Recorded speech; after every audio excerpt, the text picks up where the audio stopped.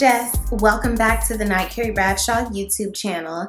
In this video, I'm recapping episode 3 of the final season of Insecure, the Lawrence episode that I was waiting for. This episode was, as far as I'm concerned, sponsored by Planned Parenthood. The overarching theme that I felt like needs to be addressed before we get into the nitty-gritty of the plot points is we have to make communication in relationships more sexy. Something that I have noticed from recapping this show, from recapping I May Destroy You, from recapping Real Housewives of Potomac, all of these things, scripted and unscripted, there is an overriding theme that communication in relationships just does not happen. And when people talk about relationships requiring work, that's the part that I think that people are talking about. I personally don't want to be in a relationship that requires just like this grueling decision that, oh, we're going to keep working away at this thing. But I think that just the conversations that may initially be really uncomfortable that people don't want to have are the work that are required for all relationships to thrive. Even when I think about my friendships that I've had for a really, really long time, the ones that are doing the best are the ones where I can have open and honest communication about how I feel about things and the kind of boundaries that I need to have or the kind of support that I need to have while I'm at this stage of my life. And that can be really challenging, a challenging conversation to have with someone, because we have a romanticized idea of love. We think that any person who loves us just knows how to give us what we need in life. And that's just not true. Love is never enough to make anything thrive in a successful and intentional and purposeful way. Love is a very beautiful thing, but it's not enough when life happens and when life gets in the way. I've been having conversations with my friends who are married with kids, who are unmarried with kids, who are single parents, and I recognize that you cannot predict the extent to which a baby will change your life. But some of the tweets that I was seeing in response to this episode was, this is why we are supposed to be married before we have kids. And newsflash, everybody simply does not want to be married. And for everyone does not desire marriage as the form of partnership that they want. Everyone does not want to co-parent in that way. Some people really do want to co-parent independently of a traditional marriage. And I think that that's okay so long as those people are creating a safe and healthy environment for that child or those children wherever they are. And, you know, that's a conversation for another day. But I do think that we have to be more open to different kinds of families existing. But what I want to say is, just because people get married does not necessarily mean that they're going to have an easier time parenting than people who are unpartnered. There is no guarantee in a marriage that just because you two people have made that kind of commitment to each other, that you're both going to be equally prepared for the way that parenthood is going to alter your lives and thusly your relationships. So with Condola and Lawrence, as far as I could recall, Condola said that she didn't really want Lawrence to be that active of a father. You can come around as much as you want to. You can be as involved as you want to. Neither of us planned for this. What I think happened is that I thought that Condola was a super on top of her shit type of person. I thought Condola was going to have a nanny lined up. I thought that she was going to have things like set up in place for her to have an easier, quote unquote, time of being a single parent. What I think happened is that shit got more challenging than she realized even during the pregnancy, because we didn't see that whole part. And she became resentful of Lawrence because Lawrence, as we see, is in San Francisco, which, by the way, what a beautiful place. Like, I really actually want to visit. It looks so pretty. The cinematography this episode was just stunning. He's thriving in San Francisco. He's working, at this company. He's, taking charge and taking chances and whatnot. And he's dating. And pregnant women don't really get to do that. you know, if two people aren't together, but they're having a kid together, the guy has a whole lot more freedom to go out and date than the woman does, just by the physicality of what it means for a woman to be pregnant. And so as Lawrence is on a very awkward date, where I forgot how completely awkward first dates are, and you're talking about like siblings and where you're from and just that, like, the monotony of those get to know you conversations, he gets basically a text that his baby has just been born. And off rip, I'm annoyed. Let me say that I'm annoyed with both of these people. And I'm struggling to say that I'm more upset with Condola, because I feel like a part of that has to be some level of sexism, that I'm more mad at her, that I'm more irritated with her. But anyway, so he gets to the hospital and shouts out to Layla Rashawn. Oh my God. Like, the fact that Insecure pops in these like legendary actors, performers who I have seen my whole life. One of my all-time favorite movies, like my number one or number two, depending on what day it is, favorite movies is Harlem Nights, and I love Sunshine. So Layla Rashawn will forever have a special place in my heart, but she plays Condola's mom, Jackie, and Keke Palmer plays Condola's sister. And as soon as Lawrence walks in the hospital room, they're already looking at him as if he's wrong.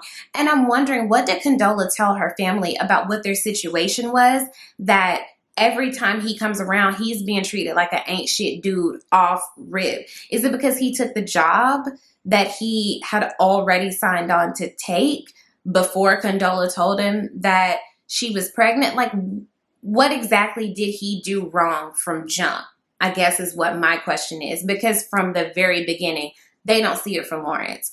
And I was confused about that.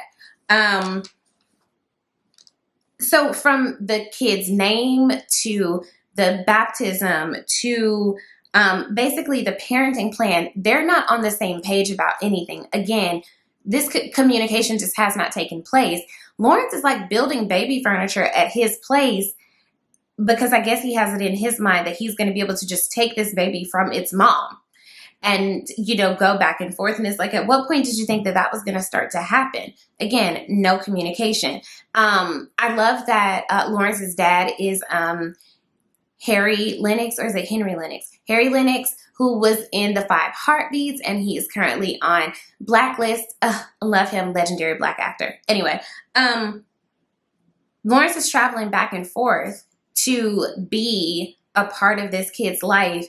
And from my perspective, it feels like with Condola, it's just not enough. She's annoyed at everything that he does. And it seems like she actually doesn't want him to be a part of this kid's life. It feels, or it felt to me, I'm open to being wrong, but it felt to me like she was kind of pushing him out, even though she needed the help, which I found confusing. So they show this juxtaposition of their lives after this baby has been born. Condola, you know, her place isn't super together. She's up and down taking care of this baby, sleeping where she can, and, you know, like dealing with this crying baby. Whereas Lawrence is popping bottles and experiencing successes at work. I don't even know if Condola is still working. You know, he's having hot sex on a weekday. You know, Condola can't do that. She got this baby. You know, Lawrence is really getting to live his life. Condola is really having to live her life around this baby. But again, is that not what Condola asked for? I think that her resentment towards him comes from the fact that she can't do this alone, but she knows that Lawrence ultimately didn't want her or that baby. I think that's where her internal conflict is coming in. So they go to Simone's birthday party. Simone is turning 1, where Simone and Kelly are wearing matching tuxedos. And you know what? Sometimes that is just how much you love your friends' babies. No tea, no shade. Now, would I do that? I don't know, because I do stuff like that with my niece, and that ain't my baby. I don't know. Lawrence and Condola decide to go to this party together because, I mean, ultimately that is what you do. You take your baby to other babies' parties. So it makes sense. It tracks. But it is awkward because these are ultimately also still Issa's friends. And Lawrence is trying to ask about Issa without asking about Issa, and Kelly, gives this iconic line of, everyone whom I'm associated with is thriving in abundance. Just so you know, like, my boo is good without you and this choice that you made. And it also it kind of begs the question, where would Issa have fit in to this situation? Issa was starting a new business and, working on getting more secure, basically. Where would she have fit into this situation? Kind of makes you happy that she chose not to be a part of it, to be honest. But Condola and Lawrence end up having an argument about him introducing solid foods to the baby before they had discussed it. Is that a conversation that he even knew that they needed to have? He, is thinking like, oh, the doctor said it was okay after 4 months. And like, probably there was no ill intent there, but this argument, starts because she just does not trust him with this baby that she ultimately determines is kind of like her baby and not his. And I can also understand his frustration with that because he's doing what he can to be there and it never seems to be enough. So again, I was irritated with both of them, but I say this as someone who's not a wife or a mother, and I recognize that moms have this like kind of territorial, like, kind of thing. And like, only you know how to take care of your own baby and all these things like that. But when you have someone who's trying to be an active parent, an active partner, are you not supposed to allow them to? I was a bit confused by that. So Lawrence is supposed to take the baby overnight, but he gets there a bit late. The baby is fussy. He still wants to take him. Condola's like, I don't feel comfortable with him going into a different environment when he's in this mood. And, Lawrence is like, it'll be fine. So this is where they lay cards on the table. They're both frustrated with each other. They start yelling, and she tells him to get the fuck out. So on the way home, back to San Francisco, there's this really intense turbulence on the plane. And you can tell that Lawrence's life kind of flashes before his eyes, where it's like, if I die right now, what am I leaving behind? What kind of impression did I leave behind with the way that I just left the mother of my child's house? So this prompts him to then call Condola once he gets home and, to have the conversation of like, we need to figure this out. I'm excited to see where that conversation goes. I hope that they don't just leave us with that storyline unfinished. I'm hoping that Insecure does not end in the way that Game of Thrones ended, where it's just, okay, let's wrap this up really quickly, and they kind of leave things unfinished. I hope that they do bring that all the way back around, because I want to know how Condola and Lawrence get to a place of positively co-parenting. But again, we have to stop romanticizing relationships of all kinds.